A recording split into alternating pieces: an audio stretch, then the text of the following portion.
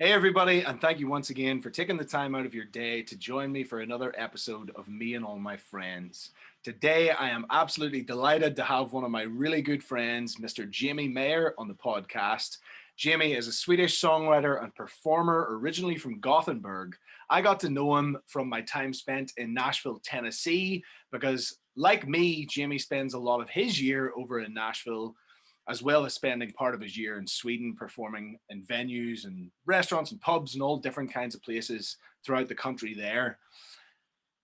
Quite a while ago, he placed third in a Swedish TV talent show by the name of Pop Stars and ended up getting signed to a record deal with Sony Music in Sweden. He has since been published by Roasting House Music and Dan Hodges Music in Nashville. And he has been lucky enough that he has gotten to support some of the world's biggest pop bands, including a band called Lady Antebellum and one of Ireland's favourite acts by the name of Westlife. Volume 1 of his brand new album, All the Right Lanes, was released last year, packed full of incredible, upbeat, feel-good songs. His latest single, One Light Burning, with his girlfriend Suzanne Zell, has actually just been released. You can find out more about his music at jamiemeyer.net. I have also just created a brand new playlist on Spotify, on my Spotify artist page, in which I've included a few of Jamie's songs, which are my personal favorites from his All the Right Lanes album, alongside some of the other people that I've featured on the podcast over the past few weeks. Check out some of his music, whatever digital streaming platform you like to use. Search for Jamie Meyer. I promise you will not be disappointed. This guy is one of the most charismatic performers I have ever had the pleasure of sharing the stage with. I am looking so forward to the next opportunity that I'm going to have to be able to share the stage with him again and just to be able to see him in person again. Jamie Meyer, it is such a pleasure to have you on. Thank you. Is it weird? Clapping for yourself. Jamie Meyer! Did you know that you forgot to mention the incredible Warren Atwell in when it comes to Irish acts that I've been opening up for?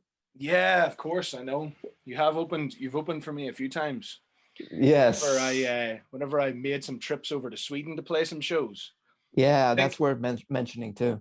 I think you were quite generous in considering me to be the headliner, though, quite honestly, at any of those shows, considering nobody knows who I am in Sweden and nobody gives a shit who I am in Sweden.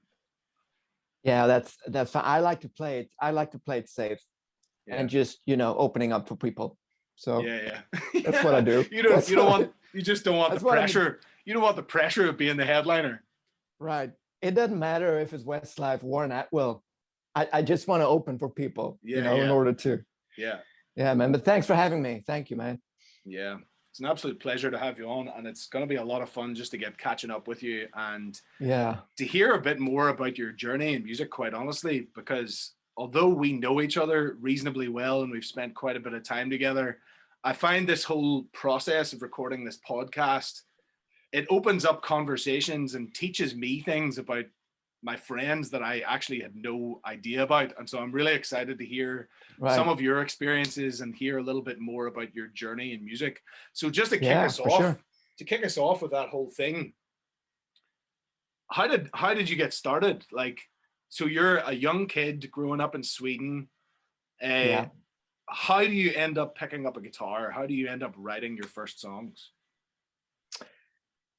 How did I end up writing my first shitty songs? Well, this is actually a story that I never really mentioned, but this has a huge impact, I've come to realize. And I was just thinking about it the other day. I grew up listening to music all the time.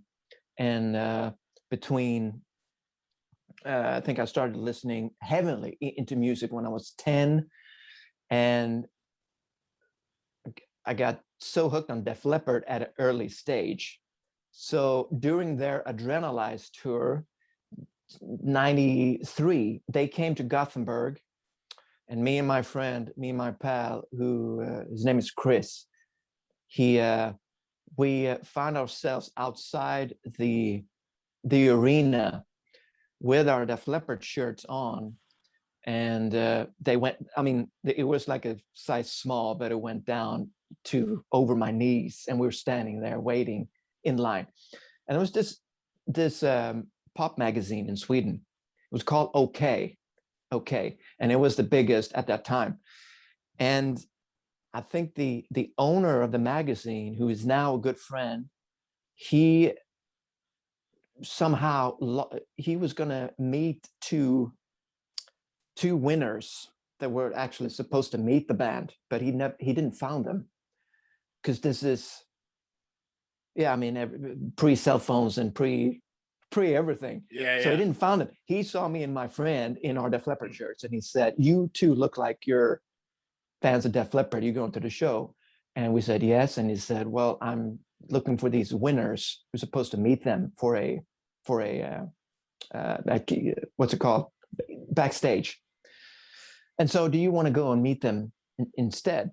And then, so long story short, there we were meeting two of the members, Def Leppard, Phil Collen and Rick Savage, the bass player. And I think just from that day, it was just something magic about music. And I've been listening to these guys, and then here I am meeting them. And that's gotta have been such a crazy experience, like, to kind at of the grow age up, of 13. to kind of grow up idolizing those people, and actually go to an arena show, not just any show, but an arena show with probably 10,000 minimum people there. Yeah, 10 to 15,000. And you're getting to hang out with these guys backstage. Like, that's insane. Yeah. So when we saw during the concert, when we were up standing there at the nosebleeds, I just looked around and thought to myself, if only these people around me knew that I actually met them before. And, and you're so young at that time, and you think you know them already after just meeting them. Yeah. So that story made me realize that, they're just human beings like anyone else, and doing their thing. And so I never get to tell that story, but it's completely, if that wouldn't happen, then maybe I wouldn't get into thinking that I could do it myself as much as, I don't know. I just think it's a fabulous story. So it was that experience of realizing that these people were actual human beings, and that they were just these larger than life human beings, that actually made it seem like it might be possible. Yeah, exactly. Yeah, because they came in so what's it called? They were just really casual about it. They were not dressed to go on stage. They just came in with a tank top and like surfing shorts, and that's it. Yeah. So, and be able to tell that story the next day when we came back to school, and then picking up the magazine and see our photo hanging with them yeah. So that's a picture that I repost it every year. That's a picture that I always let spin around, on my social media. Yeah. It's out there somewhere. Yeah. And so was it just after that point then of going to that show and meeting the band that you started to write, like that you took an interest in writing? No, I was still doing sports like any other kid, like football, and I played tennis and ping pong. Still didn't know that I could sing or maybe pick up a guitar and do it myself. That was later, many years later in high school, when I actually picked up the guitar. But just I think that's like day one when my life really started, was when I met Def Leppard, and yeah. I didn't remember anything before that. I just remember from post Def Leppard meeting, And then you picked up the guitar and you realized that the guitar would get you some girls in high school, and suddenly you're like, I need to start writing some songs here. Not only if playing the guitar is going to get me some girls, and maybe writing some songs is going to get me even more girls. Maybe I should do that. Yeah, and isn't that much better than standing at a like a football field and being a goalkeeper, and maybe it's middle of the winter, and it's just like grown up men, like the coach, the trainers screaming at you. And yeah, isn't it more exciting just play music and just see those eyes, you know, lit up when you're playing school cafeterias? And It's funny you mentioned being a goalkeeper in particular, because when I think back to how my journey in music started, yeah, whenever I was young, I kind of started to play around the age of 13 and 14. I got interested in performing. My first like public performance was when I was, I think, 13. I performed as part of a boy band in my junior high school. yeah. But before that point, I was really like into sports, just like you're saying. Like I played a lot of soccer. I love playing soccer. Like I thought until the age of 10 or 11 that I was going to be a professional soccer player. Yeah. And that's what I wanted for my life. And I was playing in a local soccer team just close by, where it was like a church team that my mom and dad, this church that my mom and dad went to and we went to as a family. And I played as part of this church team. And at one point, I think I was like a defender or a midfielder.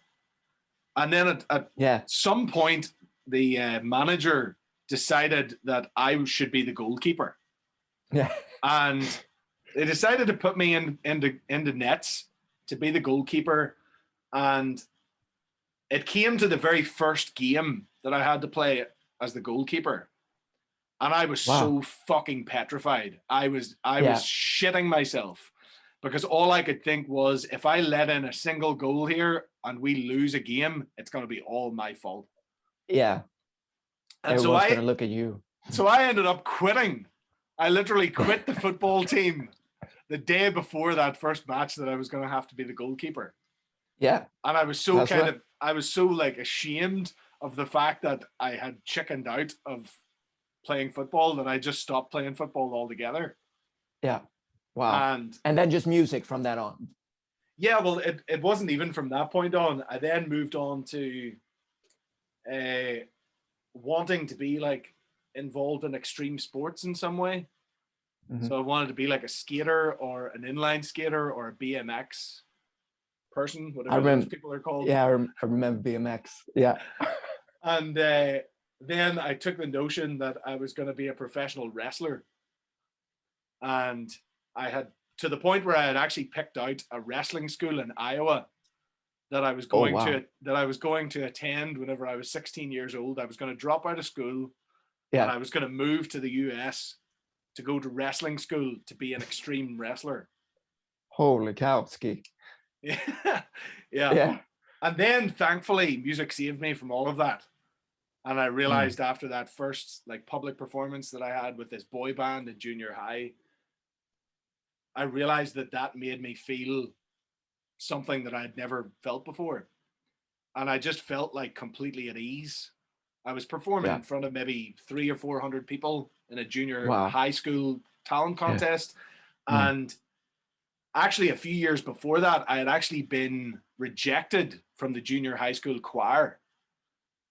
They wouldn't let me into the junior high school choir. Wow.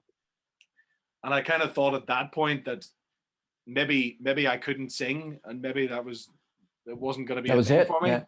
And then somehow this talent contest opportunity came about and I entered it. We ended up going on to win the talent contest. And I just remember like my teachers turning around and just being amazed at the fact that there's actually a video from that contest that my English teacher is like presenting the awards and stuff at the end of the night. And he turns around and he said, I can't get over the fact that this guy actually has the voice that he has, because I can't get a word out of him in English class. I can't get him to talk, and yet he can stand up on stage in front of 400 people and sing like that. Yeah.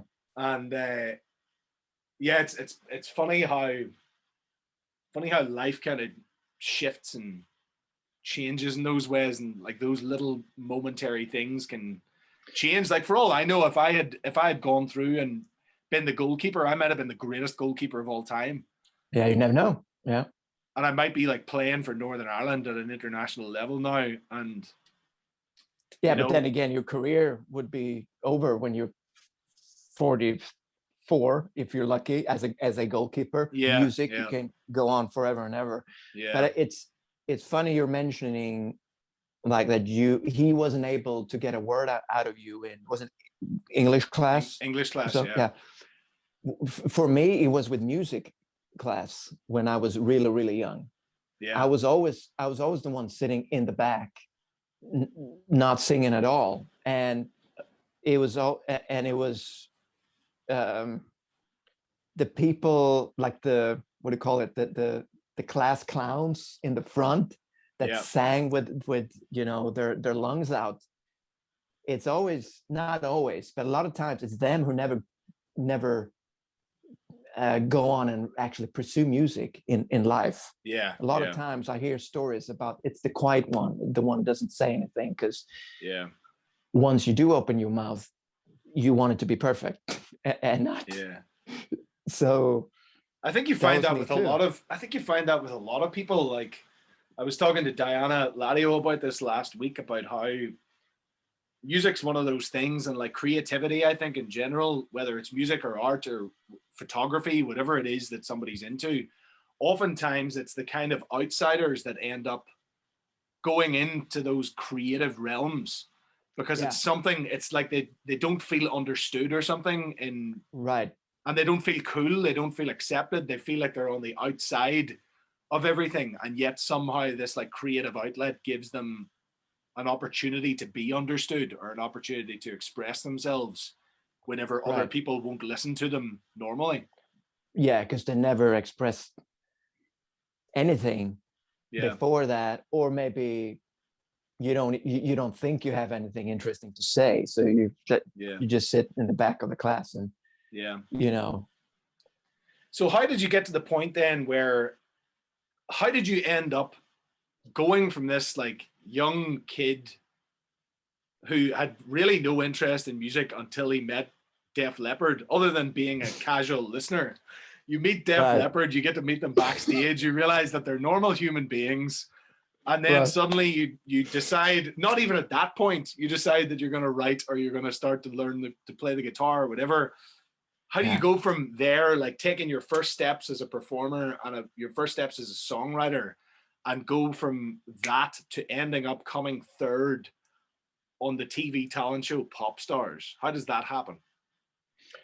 Well, I think after I met Def Leppard, it would still be, I guess, 5 years or so before I even picked up the guitar and started writing my first shitty songs. Uh, but right before I started pick up my guitar, I met a uh, my my childhood friend who I've known forever and ever. He was in all kinds of bands, and he was just a couple of years older than me.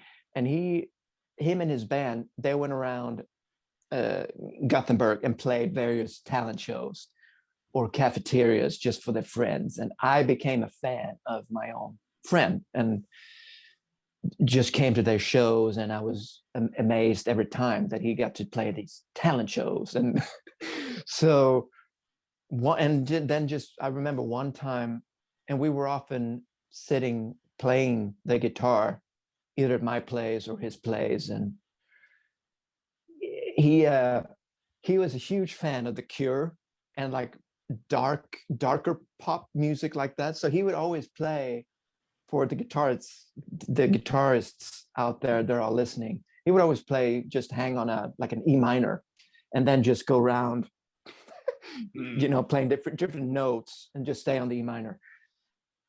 And even though he didn't know what he was doing or playing, it looked so much more exciting than the chords that you get that the school teaches you, like yeah, the yeah. D and A. And so he had an interesting sound, and then we just started singing. And I think one day he just turned around and said, of course we were jamming to a Def Leppard tune, and then he turned around one day and just said, it doesn't sound too awful. I just wanted to let you know that. That was reassuring enough to keep you going. And that's it. You're like, oh, this And isn't horrible. Maybe I should keep doing this. he was my hero. I idolized him. So that was huge. Like, whoa, my friend Alexis, he and so I started singing a little bit after that.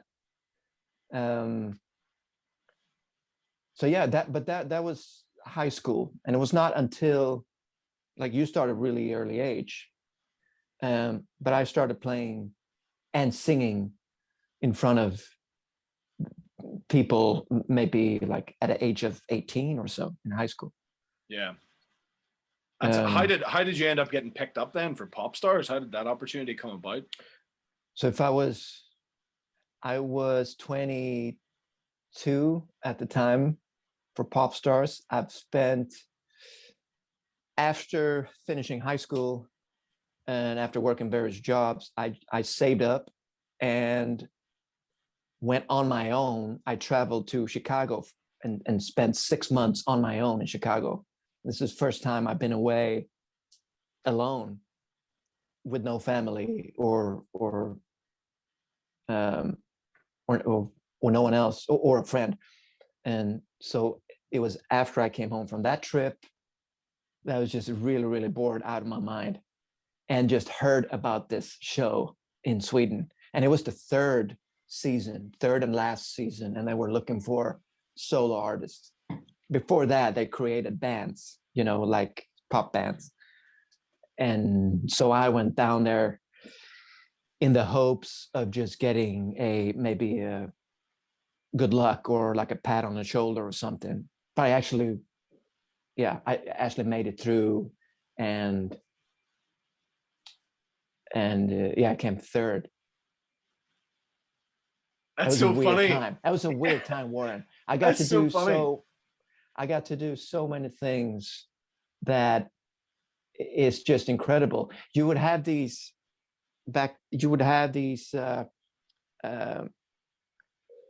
what's it called even? But I did, for example, you were supposed to, one thing you had to do was that you had to mimic a video. You have to choose between 3 music videos by 3 artists, and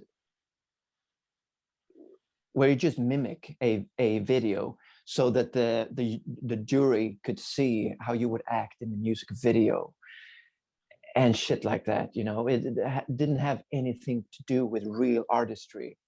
Yeah.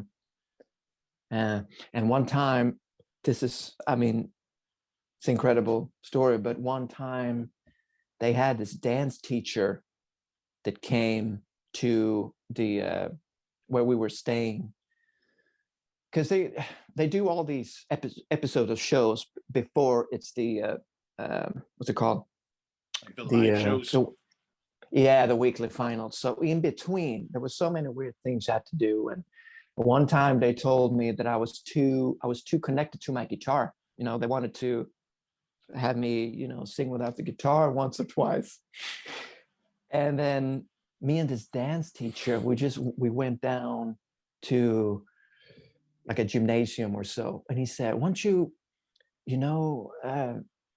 like, even to the point where I was going to make out with my guitar, and just Hold to on, get you were going to make out. You're going to make out with your guitar. Yeah, become one with your guitar. Dance with it. Do something else than just stand there. And of course, they filmed all that and showed that in the episode in the show, and it's just. As soon as we finish this interview, I'm going to go onto YouTube and see if I can find some of this footage. If you can let me know if you can find it. If I can find it, I'm going to link it in the description of this video so that everybody else can go and enjoy it. Can go and see Jimmy making sweet love to his guitar. Yeah, they did that in order for me to lose up a little bit, I guess. Yeah. But it was. What are you going to do for a 21 or 22-year-old? I didn't know how to say no, like in a situation like that. So you just get along with it, and yeah. I don't know. It's It so is what it funny. is. It's so funny though, the fact that you're saying that you didn't really go into it with any intent other than for somebody to say, nice job, like you're doing well, keep going, you know? And yet somehow you go on, you end up being third on the show. And for Yeah, anybody that's out there that's listening to this, Pop Stars here in the UK, we had a show called Pop Stars The Rivals, which existed for a couple of years. And it was the yeah, precursor to Pop Idol, which ran for, I don't know, like same here. 12 or 13 seasons. So this Yeah, Pop Stars show that Jamie actually appeared on was a huge, like that's a pretty big deal. Like that's national TV in Sweden. yeah, and it's right before Idol came Yeah, about. yeah, It's the last season before they turned into Idol. yeah. So So yeah, the fact that you go on to it, and unlike everybody that you see on these TV talent shows nowadays, they go on and they're like, "Why do you want to be here?" Oh, well, I'm here because I'm the next big thing. Like I have the mm, X Factor, I have the voice, I am gonna be America's next idol. You know, mm, like all of these things, people go on and they have to have that degree of confidence when they go on in order to yeah, make it happen. And yet you right. go on and you don't have any expectation for what's going to happen. You come third on the show, and then off the back of the show, you end up getting signed to a record deal with Sony Music Sweden. That's Yeah, mental. yeah, and record songs by Brian Adams and Jürgen Elofsson, and it's just the wheel is just started spinning, and you don't Yeah. know, yeah. And all of a sudden, I found myself living in I had my own apartment in Stockholm, that the record company set up for me, and you're in and writing with the best producers and songwriters on the planet. And to me, I was just lucky to be able to co-write four out of 11 tunes on that first album, which was golden for me. Um, so as long as I knew that I co-wrote four of the songs, then it didn't feel too bad. You know, if I would record a record where it's all picked songs, then it would be, I don't know if I would have even said yes in the first place. You still felt like you Uh, were retaining a little bit of yourself and a little bit of your control. Like yeah, you're a little, getting to put you're getting to put a little bit of you into the product as opposed to them just a deciding who tiny, you're going to tiny, be. Yeah. yeah, yeah. And one of them, it's called Good Girl. One of them was a single. So yeah, but it's just weird coming from a small community where I was from in Hissing Island, and then a couple of years later, you just you find yourself in the capital, in Stockholm, making this record, and this is expectations of the record company, Sony Music at the time, and it's just really, really odd. But I'm glad I got to do it. And You I'm sure know, the I mean, expectations too with a company like Sony Music in Sweden. I mean, with any music company in Sweden, I'm sure the expectations are incredibly high, because for anyone out there who's listening to this who doesn't understand just how influential Swedish music has been and how oh yeah, influential Swedish production and songwriting has been all over the mm, world in the past 20 or 30 years. I mean, not only did they give birth to ABBA, one of the biggest pop bands of all time, but yeah, also the most successful songwriter and producer of all time, Max Martin, is yeah, actually Swedish. And right. And their Jürgen Elofsson. yeah, and their I their mean, yeah, fingerprints, the fingerprints of Sweden are all over pop music all over the world. Like the number yeah, of pop songs, the number of hit songs that have been written or had some kind of Swedish involvement in the process is insane. Like Sweden pretty much made the boy band sound. yeah, Like for sure. they Backstreet made the Boys, Backstreet Boys, Britney Spears, all of that pop Bears, stuff that was going on at the time. Westlife had a lot of stuff that was yeah, written by Swedish writers. So there's bound to have been an yeah, awful lot of yeah, pressure in being signed to a deal like that with a company like Sony Music Sweden. yeah, definitely. It's just, it's really, it's a machine. It's just you get, and I realized early on that I was just thrown into this. Um, yeah, How I did remember I remember I picked up my laundry and went to the record company and did my laundry at the record company, and felt like I'm the man, I'm the king. it's the feeling of it's always going to be like this, Warren. You know, they make you feel like, if I can tap into that for a minute, like stories you've heard of artists getting dropped and getting rejected once after one or two albums. For some reason, when you're that young, especially me, I couldn't imagine that would happen to me. I thought I was going to be in there forever, make records all my life. So when it actually did get quiet, and when it was just crickets and there was no phone calls, and I wanted to hear if they were going to make a follow-up on for the next album, and you get nothing. It's just, that was my first, like, we're coming up on fall of 2003, and I've been touring. I've been with Westlife and had this amazing album for a whole year, and then nothing. That made me grow up a little bit. How did you deal with that? Like at that point where that deal ended up kind of falling apart? Yeah. What happened then? Like, did you think to yourself, like, that's it? Like, I'm done? I didn't really know what I was thinking, but I remember the last time I walked out of the Sony Music, the record company, it was like a scene from Jerry Maguire or something. I didn't turn mad or anything by any means, but it was one of those, people looking down at their whatever they were doing, and no one really said. Yeah. No one knows what to say. Yeah, and it's always that guy in the back of the room somewhere that liked you, and that goes, I don't know, man. Yeah. So it was a scene out of a movie. Last time I walked out of there. But anyways, pre Pop Stars and everything, I met a guy, a friend of mine called Dino, and he lives in Austin, Texas, and we would always keep in contact during all these craziness with my album and my first album. So I actually picked up on his conversation about going to Texas, because he invited me pre everything, before this all happened. So yeah, I remember once, I saved up again, and then just started to go to Texas just to do something else and not be caught up in the Swedish. I just didn't want to be in Sweden anymore for quite some time. So yeah, I went to Austin, Texas. And how was that? Because I know I still haven't actually been to Austin yet. I mean, I've been to Texas, but I've never been to Austin itself. But I know it's supposed to be an incredible artist community, a lot like Nashville is, from what I've heard, but probably a little more on the indie side of things, as opposed to where Nashville is quite country. Right. It's definitely, and I got to experience that pretty quick. It's definitely on the indie side. It's more blues orientated.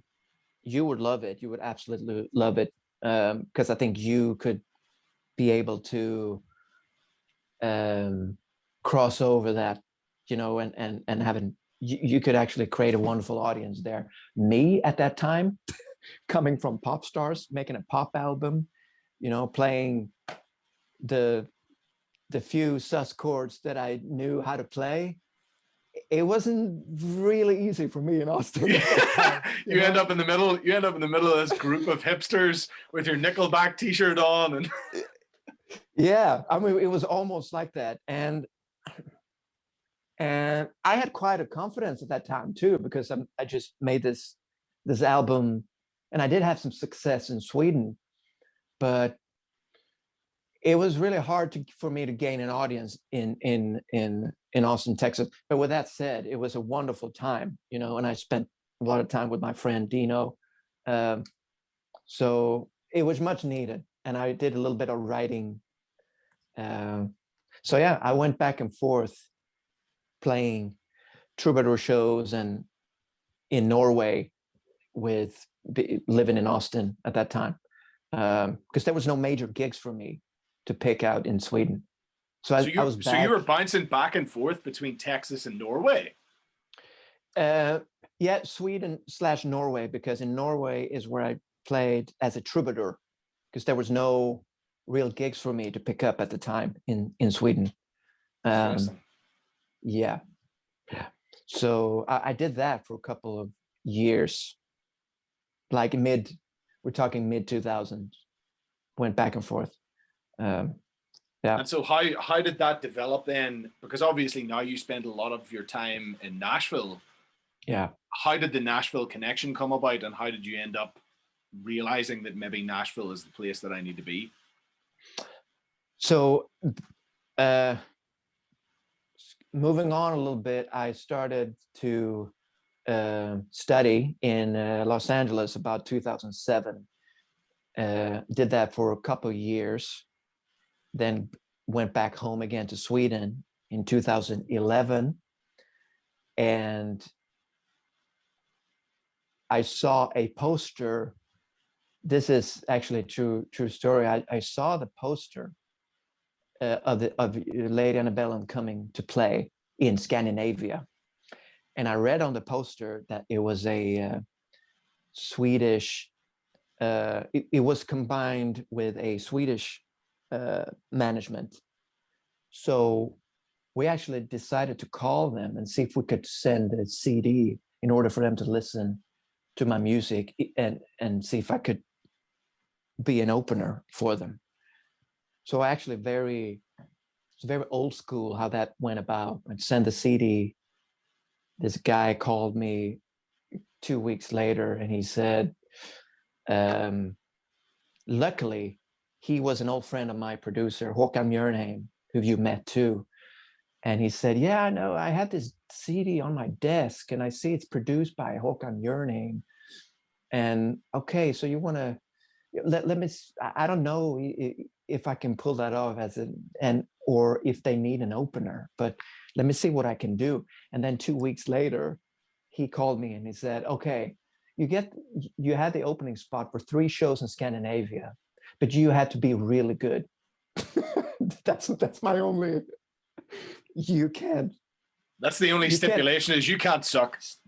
You can't suck now. I mean, I can get you the gig, but you have to be really good. And I said, okay, let's do this. And so after that, touring 3 shows in Scandinavia with Lady A, I went to Nashville the same fall after the summer. So my first trip to Nashville was 2012 in the fall. Had you been a fan of Lady Antebellum before that, or had you really listened? Did you listen to American country before that? Yeah, for sure. I started early on. I mean, yeah. I first heard American country music 2002 or 1, I guess, when I first went to Chicago. That's when I started hearing it on the radio, because it wasn't on the radio in Sweden. So yeah, I was definitely a fan. I knew of their music. So it was pretty incredible for me. And it was my first, I think it was my first real comeback, really, after the whole pop stars thing. Interesting. Yeah.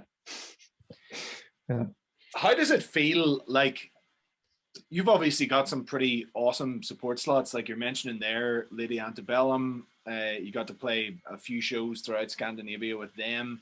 You supported the biggest Irish boy band of all time, Westlife, at one point or another. And these, I'm assuming these are like arena shows. Like, these are big audiences. Yeah. What's that experience like? Can you explain, like, how does that make you feel, being able to stand up in front of that many people and be able to perform your own music and have them listen? Well, you can look at it either. I mean, I always made this joke about it, saying that it's very easy to be an opener for a boy band, for a popular boy band like that, because as soon as something happens on stage, you could throw in a cat, or my grandpa could have walked in, and everyone is going to cheer and just go nuts because they know the headline. The headline is getting ready somewhere in the back. Yeah. So it's really easy just to walk out and and play my, I don't know, 6 or 7 songs that I got to play.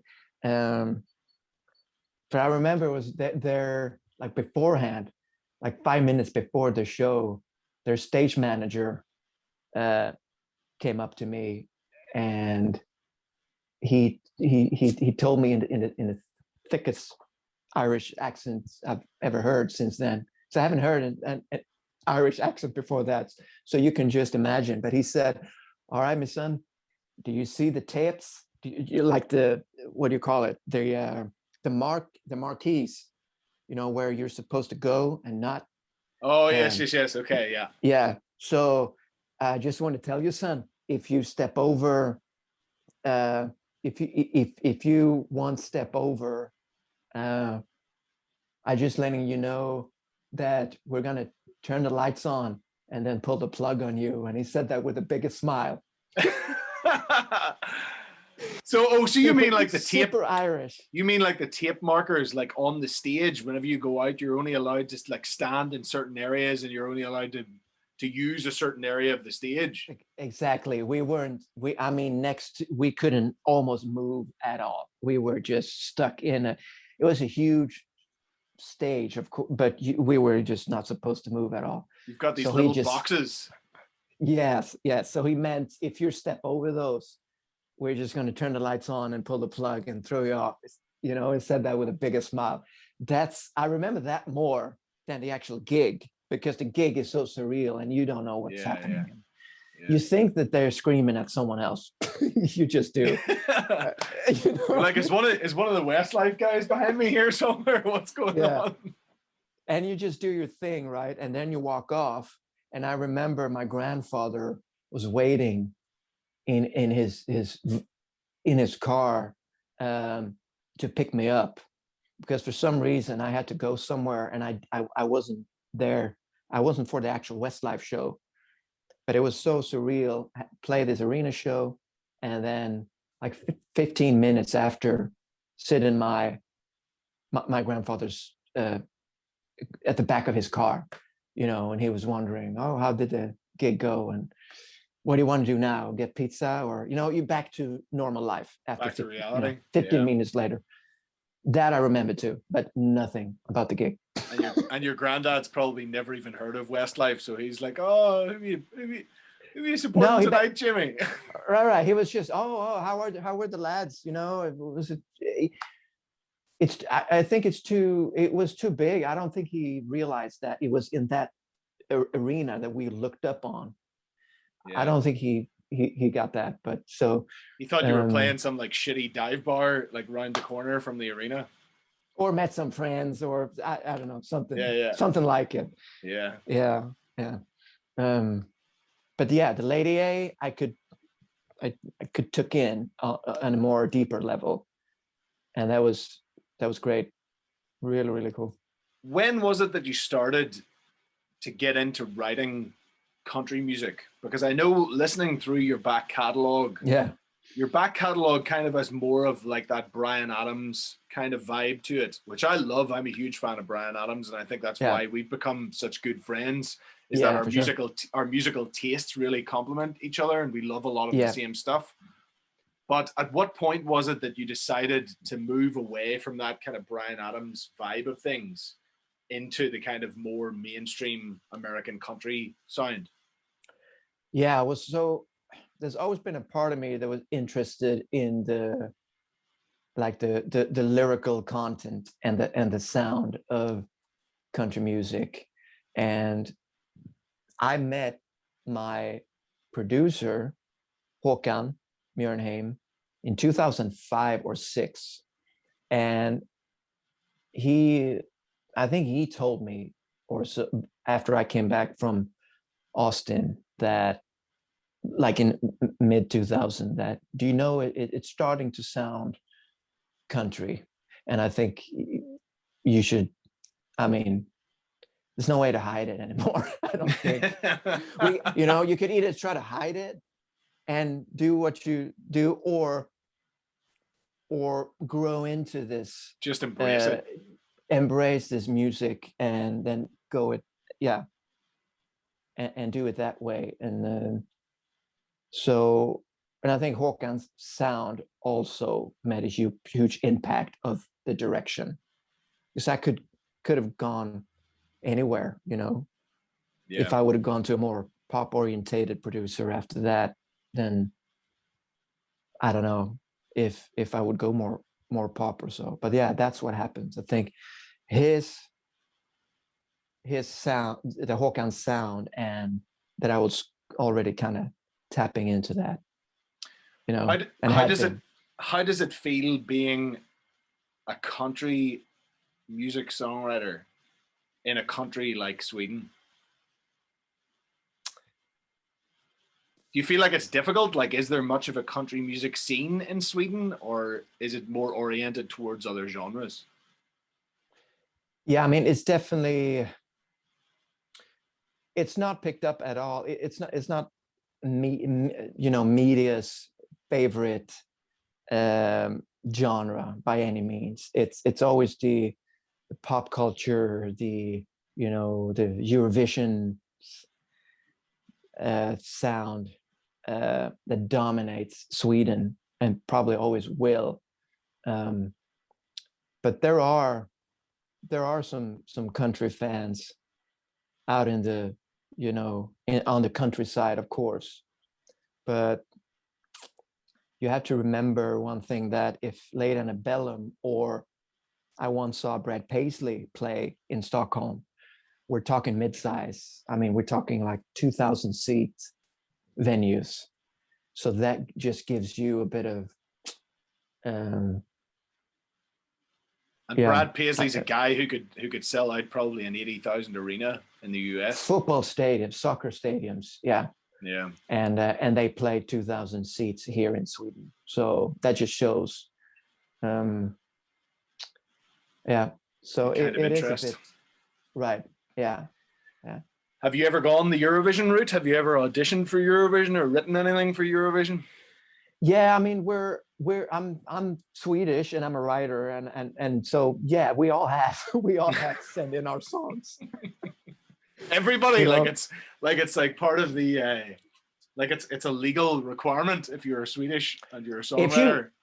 If you're pursuing music in any kind, you will bump into someone, or like a situation that is, you know, oh, writing the song for Eurovision. Do you want to be a part of it? Or but yeah, but to tell you the truth, I've been sending in songs for ever since I started, like for 20 years.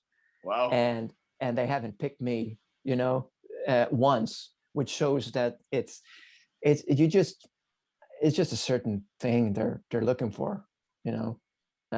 So it's hyper competitive, but I'm curious because here in the UK, like Eurovision is kind of seen as a bit of a piss take, quite honestly. Like, yeah, I think it does here too, in some ways, but it doesn't matter because it's so big, and it's just the media coverage is just crazy. So it doesn't matter, you know. And they just, I think they themselves, they just live on that it doesn't matter. The more bad press, the better, the more viewers that they'll have. And yeah, so I feel like Eurovision, like in the UK and Ireland, Eurovision's kind of seen in a similar light to like performing in Vegas. yeah. You know, like you go, like those like legacy artists that go to Vegas and perform on the strip there, or have like a residency in one of the big hotels or whatever. That's like the last stop of their career in some ways. Right. I feel like I feel like Eurovision's kind of seen in the same way in the UK and Ireland, where people are like, if somebody's resorting to Eurovision, like that's kind of that's a last stop, you know? Yeah, I love the movie by Will Ferrell. Did you see it? Good. It's so good. Yeah, it's the shit. Yeah, and for any American who watches this, not that familiar with Eurovision, should watch that, because it's, yeah, I love that movie. And but I've heard that the Eurovision, they're going to start. They're going to bring it over to the US. So we'll see. No way. We'll see what happens. Yeah. What are they going to rebrand it as? They've got to take the Euro part out of it. I don't know. But I think the Swedish director may be the main guy. Oh, I really? think he has, yeah. So, but I don't know. Yeah, that'll be interesting to see how they will go about that. It's going to be state by state, State, or state, state, or state by state. I don't know. Yeah, we'll see. Yeah, Yeah, that'd be interesting to see if they actually do implement that. That'll be an yeah, interesting. yeah. But it's on its way for sure. That I know, but I don't know in what form. Yeah, That's so weird. Like, why people would even want. I feel like Europe doesn't even want it. yeah. But it's mass hysteria. It doesn't matter. Yeah. It doesn't matter because it's gonna get so many viewers. Yeah, yeah. It'll be so interesting. You know the way, like in Eurovision, they have like the real political voting. So you have like certain countries will vote for each other, and they'll give all their biggest points to the countries that they love, and they'll always Yeah. reject all the countries they hate. It'll be like Yeah. Republicans versus Democrats in the US. Oh yeah, yeah. it'll become a real politicized thing where they're like, Oh yeah, I know. we can't be Yeah, voting for interesting. Alabama. We can't be voting for Alabama. That's not cool, I know. guys. Yeah, I know. 12 Yeah, we'll points see to what happens. Kentucky. Yeah. Yeah. Maybe we find us. Yeah, maybe we'll find ourselves being on that stage for, and you never know. Maybe. You know? We should be careful what we're saying. Maybe you'll have more luck getting a song pitched for Tennessee than you will pitching a song for Sweden in Eurovision. Maybe. You know, I'm open. I'm an open book. Maybe you'll get the Tennessee song. Yeah. Maybe they'll use Drinks on the House. Yeah. But it can't be any release material, so bummer there. Oh yeah, is Drinks on the House out yet? Oh, Drinks on. I thought you meant. You see, you're Drink About You. No. You gotta hold off on Drinks in the House. That's the one you gotta hold off. Tennessee's gonna love that. Yeah, I was planning on Summer. What do you think? No. Forget that. Summer. Hold it off for Eurovision. Eurovision. Or not Eurovision. Whatever it's gonna be called. Eurovision in the States. Whatever they're gonna call it. Yeah. US Vision. Yeah. Yeah, man. We'll see. I think you need to hold off for that. There's a good possibility that Drinks in the House is going to get picked up by Tennessee as their state song, and then it'll become like the state anthem. Yeah. Like all the football games, all the ice hockey games, they're going to start singing Drinks in the House. Yeah, you never know. Yeah. It's gonna be drinks on the house. Love it, man. Yeah. So tell me more about Nashville. So you end up in Nashville.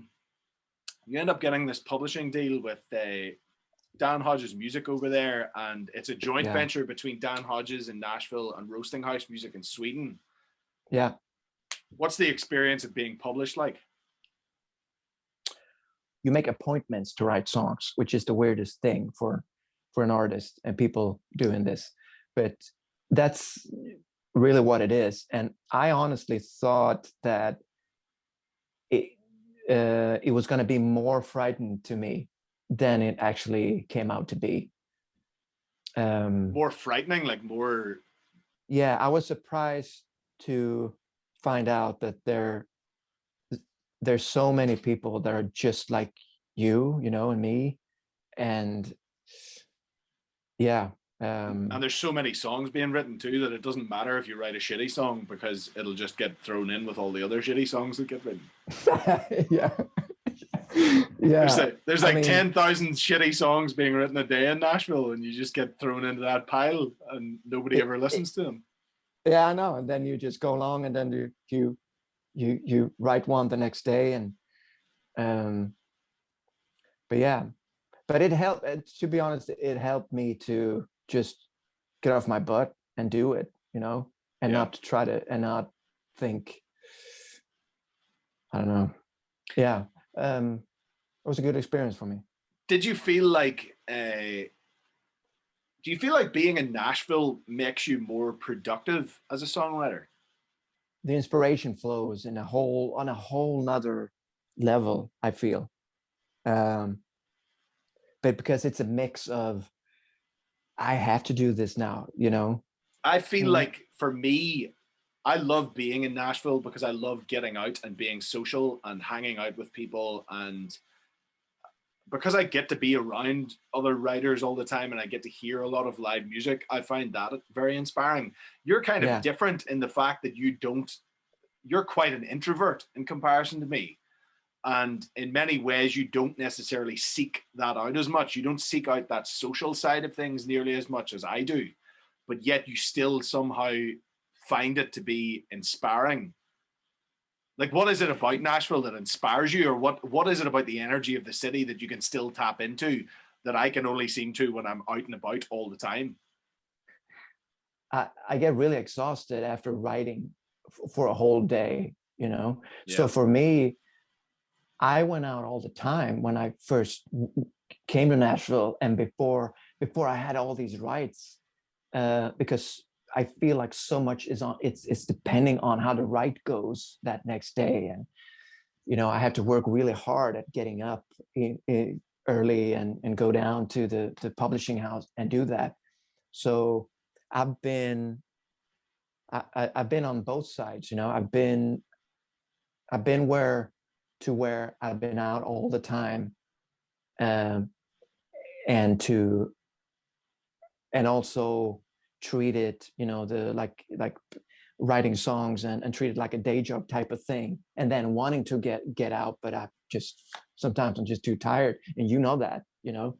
A lot of times I've when you ask me, hey, let's go out and check out this and that, I don't know. I'm just, you know, I'm trying to remember the song I wrote that day, and, you know, I get in my head a lot to think about it. So what you're basically saying is that you're an old man now, and that you can't hack the pace anymore. And you're sitting there in the apartment whenever I'm like, Jamie, let's go and watch a gig, or let's go and meet a bunch of people, or let's have a load of drinks or whatever. And you're just like, one day, young whippersnapper, I was just like you, and I went out and I did all of the drinking and I did all of the socializing, and now I just want to sleep. There have been times, and there will be times where I, you know, go there out. There will be. That's exciting. There will be, yes. made a promise right here and then. Once COVID disappears and we get back to Nashville again together, then there's going to be some some crazy times. Every day you're gonna be a changed man, Jamie Meyer. I can tell. Yeah. Do you find yourself inspired to go out and maybe watch a show and be out, and then, you know, in order to get some inspiration, to get up early in the morning? Because I watched you, you know, do that thing too, where you maybe come home late, and then you're up early to write a song, and you just on fire, and I'm there like dragging my feet, like, you know. Yeah, you've had your 12 hours of sleep, and somehow I've managed to get up and be firing on all cylinders after like 2. Yeah. You know that I'm an absolute idiot. Like, I go for short periods once you're there, of time. I go for short periods of time, and I kind of burn myself out. I burn the candle at both ends, and I go out. I try and go out like every night, and I spend all of my money and buying far too much to drink for myself, far too many drinks for other people. I spend all of my money. It's just like literally, it's just the dollars are just flying out of my wallet. Like, I pretty much hand my wallet to other people and just say, here, take my credit card. Go buy yourself a drink, and buy drinks for those other 10 friends that you have there.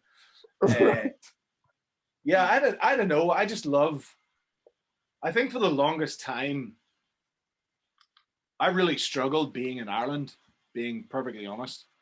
Yeah. I think that it was really difficult because there just isn't the same sense of community here amongst songwriters and amongst artists. Like, you have like little niches and little cliques of people that move in the same circles, but there's something about Nashville that it just seems like such an open community. And because we all speak the same language. Yeah, and everybody kind of knows everybody, but there's something different about it. It's not just that. It's not just the fact that we all speak that same language. It's the actual nature of the people who are there. Like, everyone is there to work with each other. Everyone is there to try and better themselves and to help each other get better. Yeah. And I just feel like I would come home, quite honestly, and I would just be depressed for months when I would get back.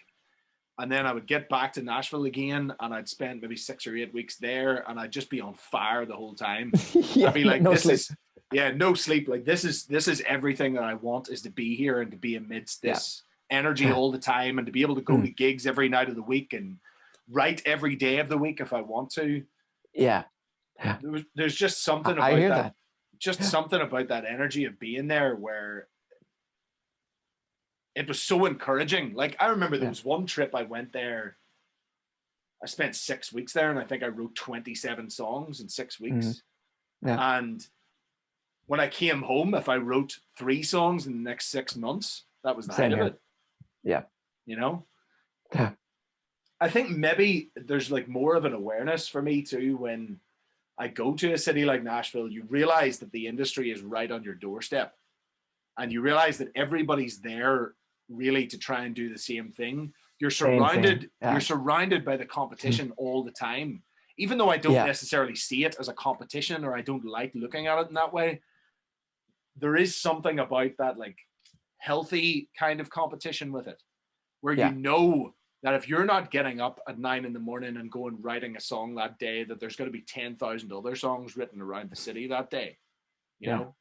And there is something about that that just keeps you getting out of bed, keeps on you your chasing toes. after it. Yeah. Keeps you on your toes. Absolutely. Yeah. And I don't know. I mean, I can imagine being amidst that all the time. I would probably get burnt out very quickly and very easily. Yeah. Probably because it's so difficult to avoid like the comparison game, and to feel like, well, if I'm not working, then somebody else is working harder, and somebody else is going to get there sooner, or somebody else is going to get that thing that I could have got if I had just worked. But and the good news with that, and bad news maybe, is that by you coming in and out very, like quickly, like I'm the same way too. Like if a couple of days goes by and you haven't done anything really, then you're falling behind on a major scale. I mean, just a couple of days. Yeah.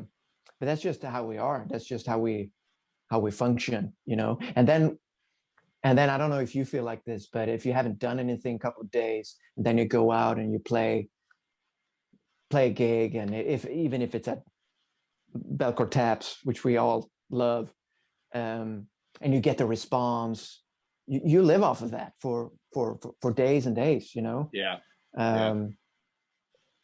So I think it's important to have both, Do you find it hard to switch off?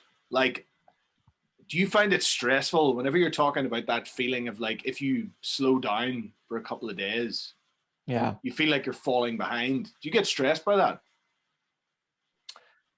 What happens is, after a while, you get more into the everyday life, of Nashville. And I'm trying as hard as I can every time when I'm falling into that everyday life, that I need to go out, and I need to meet people and play everywhere I could. Because like you say, the worst thing that can happen is that you do get a little bit jaded, and like, another gig, is are people going to care? And so for me, I've been trying to work on that. And as soon as I hit that point where if I'm falling into that everyday kind of just a wheel, I just go home, I just go home for a while in Sweden and hang out here and work, and then come back. And we're both kind of in the same position where we both spend like half of our year in one place and half of our year in another place. Yeah, the madhouse. Yeah. How do you personally find that? Like, because I know for me at times I feel like I don't necessarily feel at home anywhere. Like I always feel home is where the room. I always feel quite restless. Do you know what I mean? Like I always feel like I'm looking forward to that next trip. Yeah, but I think we need that. I think I think that's that's the way we're built, I think. Yeah. um you know, I'm looking forward to go to Nashville, looking forward to meet all my friends, write my songs, but I also looking forward, take those songs, go back home, record them with maybe Håkan, um, and then play them here and see what people think, and always keep things fresh, I guess, for Yeah. as long as I can. I don't know how many years where I'll, you know, can keep doing this, Yeah. but I just told this to Susie the other day. I just feel, as soon as maybe me and her take a drive in the car and just go out to buy, you know, groceries or something, I'm more refreshed because I've had that the kick, you know, being on the Yeah. road Yeah. and doing something. So I don't know. I don't like the traveling part of it, but I love looking forward to travel and do the things I love, and then come back home to the things I love. And it's weird. We're so, yeah. How do you find it with regards to relationships? You're talking about Mm. Susie Kutski, your girlfriend. Kutskis, yes. You're talking about your relationship with Suzanne there, and both of you are kind of in the same position where you both do actually travel quite a bit, because Suzanne does a lot of modeling. She travels Yeah. back and forth to London and all over Europe and whatever, to LA. I know she's been out to LA a little bit in the past. And Yeah.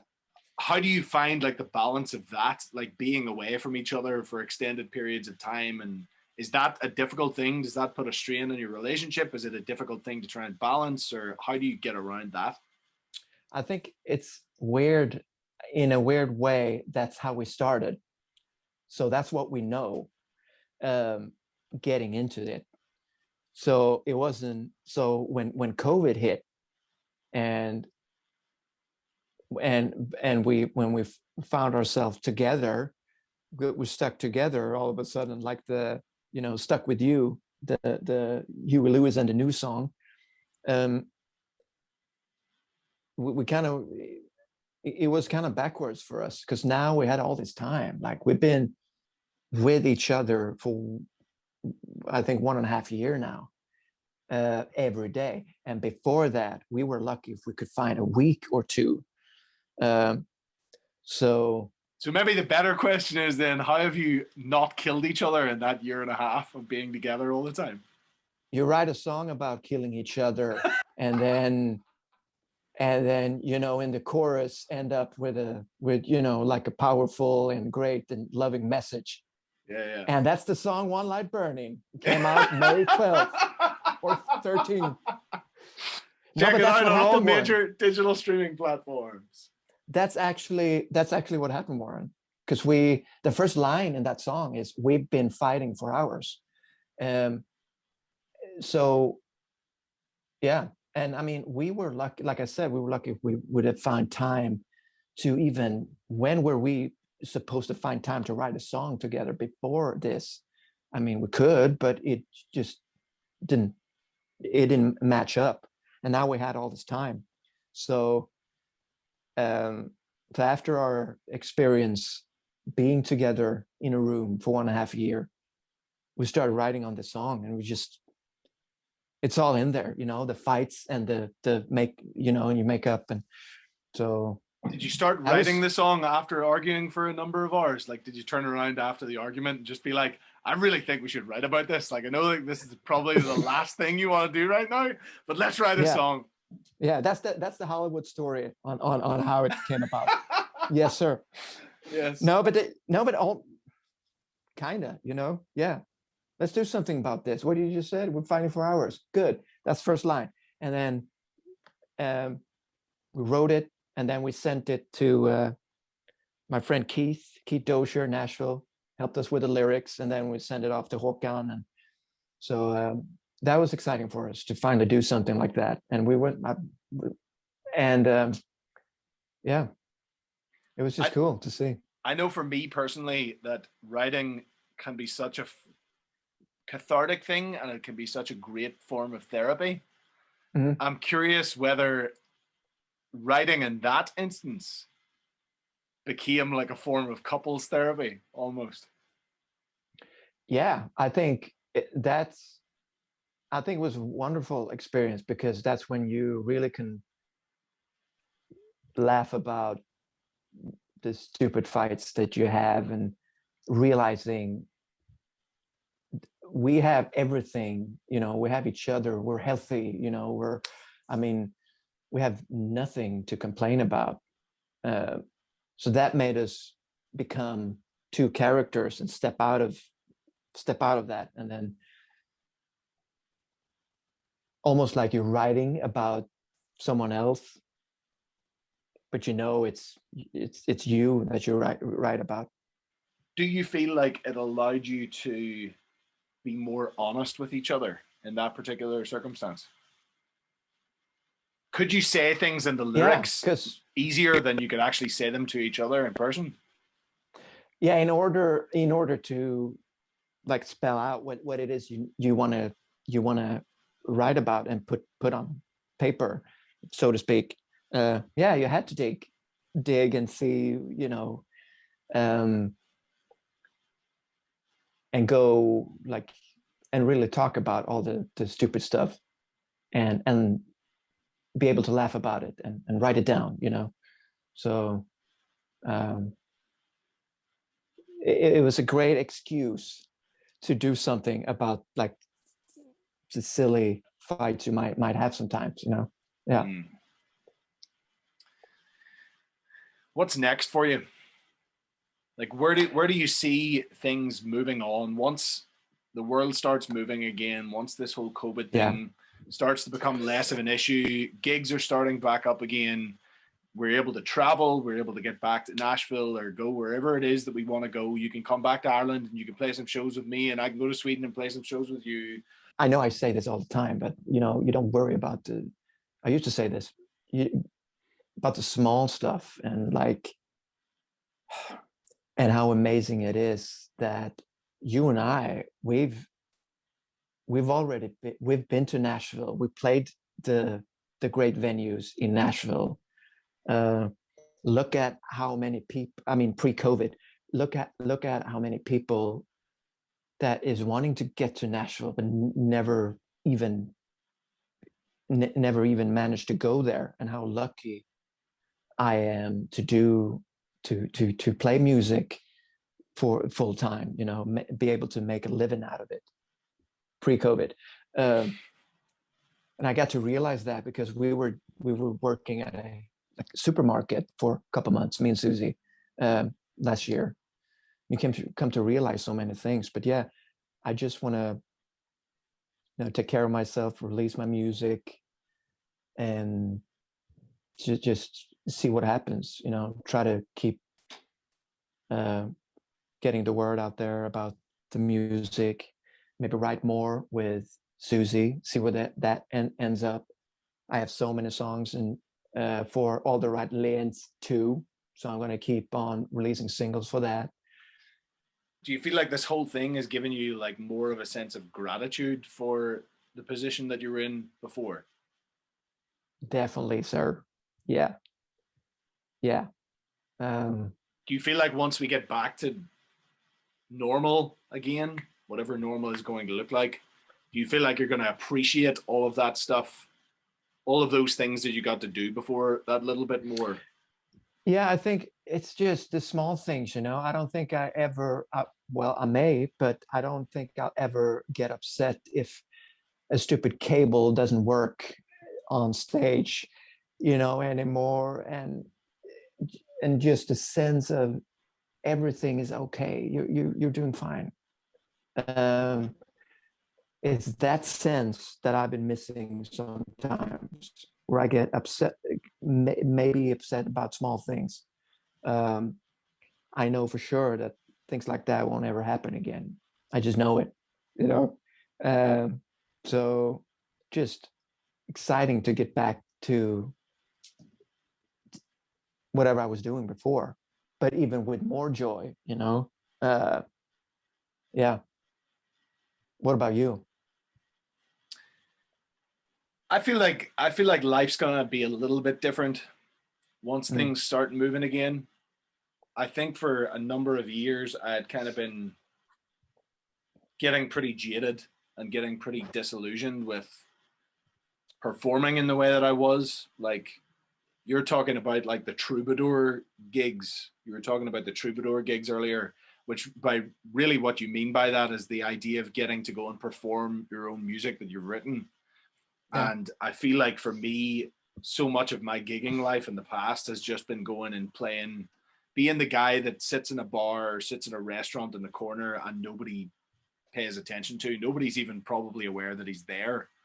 Right. Like the number of times that I've played gigs and people have come up to me afterwards and they're like, we didn't even know that there was someone playing here. We thought it was a CD. Which in ways, That's a good. it's a very flattering thing to hear, but at the same time, it's like, well, I'd much rather you knew that I was actually here, you know? Yeah. Yeah, and it also depends on which CD they're thinking of. Yes, that's true. CD.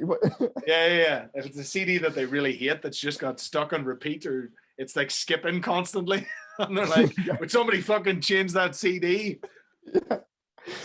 But I mean, as far as, let's say, I mean, obviously, I know I'm hoping good things for you and all of that for sure, and you will do great things with your music. But as far as if you see yourself sitting there again at a venue where that you just mentioned, where people don't care, but how are you feeling about this now, post COVID? I'm gonna do everything I can to limit those things as much as possible. Okay. To limit That's those all right. to limit those times. I feel like it's really, this whole thing has kind of given me a kick up the ass that I needed in a lot of ways. I feel like for the longest time I was very disillusioned in performing and I was losing the will to keep pursuing it in some ways. Yeah. Because it just felt like it was going nowhere, and it felt like I asked myself the question, is this going to be what I'm doing like in 20 years time? Am I going to be playing the same gig? Am I going to be playing the same bar, playing these same songs in 20 years time? And that's a really frustrating thought, the idea that you're going to work and work, but you're never going to see any progression. Yeah. Just a very difficult thing to come to terms with, because I think as human beings, we're all kind of just addicted to progress, and we all want to see things moving forward, and we want to see things improving. But I think in order to see things improving and to see things moving forward, sometimes we need to put ourselves in quite uncomfortable positions in order to make that happen, because it makes us, when we become more hungry, like sometimes it's even becoming more physically hungry. Like we literally can't pay our bills, or we can't put groceries in the fridge, but there's something about that needing, when you need to get out and do it, you absolutely have to get out and do it. Sometimes that's the kick that you need to actually make things happen. And it forces you to really focus your energy and work that little bit harder and that little bit smarter in trying to get where it is that you want to go. So I think moving forward, I'm going to be trying to reduce the amount of time I spend in self-loathing and feeling like things are never going to move forward. And so I'm going to limit the things that make me feel that way most often. Yeah. Because I think in trying to be that little bit more frugal and trying to be that little bit smarter with my time and just being a little more diverse, I think in general, and not feeling the need necessarily to even just make my sole income from music. Right. And just be a performer and just understanding that just because I make money doing other things doesn't make me any less of an artist. No. No, for sure. And maybe in doing those other things, it'll actually make me more creative in some ways, because if I spend less time, so many times I've finished playing gigs and I've went out after the gig and I've been so miserable because nobody's gave a shit that I was there. Nobody even knew that I was there. Yeah. I've ended up going and eating like a 16-inch pizza or something after the gig because I'm so miserably depressed. And then That's not a good space. I wake up the next day and I don't have any desire to sit in the studio or any desire to write or any desire to practice, because I just think that's my life. Like, I'm just going to be stuck eating these 16-inch pizzas for the rest of my life after all these shitty gigs. Yeah. And there's no escaping that hamster wheel, you know? Hamster wheel. Yeah. Yeah. So I don't know. I just feel like once we come out of this thing, I want to spend more time just doing things that make me feel good. Yeah. As opposed to allowing myself to do things that I know don't benefit me mentally in any way, Right. shape, or form. They might benefit my bank balance sometimes.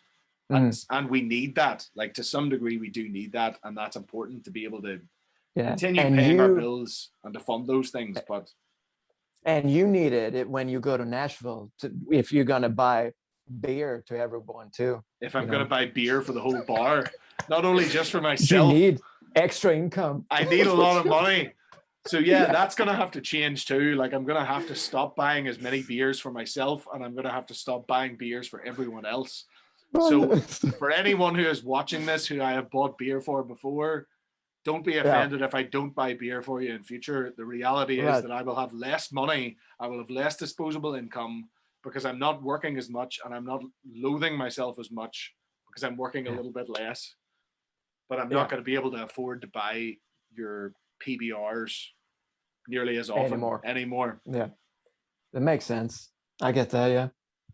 I'm really looking forward to the opportunity, the next opportunity we're going to have to be able to hang out again, whether that's in Sweden, whether that's in Ireland, whether we both head over to Nashville and we're hanging out at the kitchen table playing Goo Goo Dolls songs and Bryan Adams covers. Wherever that is, I can't wait for the opportunity to get to sit and hang out with you again, to be able to write with you again. Yeah. It's going to be long overdue by the time that it happens. I know, my friend. I'm so grateful for you just taking the time out of your day just to sit down and chat to me. It's always fascinating to hear about your experiences. We didn't even touch on probably half of the things we could have talked about, but I'm really grateful for you. Next episode. Next episode. We'll get you back on for a comeback episode, a recap. Yeah, for sure. Well, thanks, man. Thanks for thinking of me. Man, thanks so much for being here, for taking the time out of your day to talk to me. For anybody that's still out there listening to me and all my friends, please do go to Spotify or Tidal or Apple Music or whatever it is that you use. Search for Jamie Meyer Music. Check out his latest album, All the Right Lanes. It is honestly a phenomenal album. The writing on it is great. It's just such a feel-good record. I'm really excited to hear Volume 2 that's going to be starting to be released this year. I'm really excited to hear some more of those songs. I'm really excited to keep working with Jamie because he's honestly one of the coolest people that I know. He's such a charismatic guy. He's such an inspiration for me to watch. I just love getting to see him perform on stage, and I love getting to work with him and just hang out with him. And I'm delighted that I've been able to bring him onto the show today, and that he's taken the time to talk to me. Please do go and check out his music, guys. I promise you won't regret it. Jamie, thank you once again for being here. Thank you, mate. Thanks again for tuning in, guys. I'll be back again next week with another random friend and another random episode. Yeah, signing off from Sweden. Hey, då. Signing off from Ireland. See you guys. Hey, då.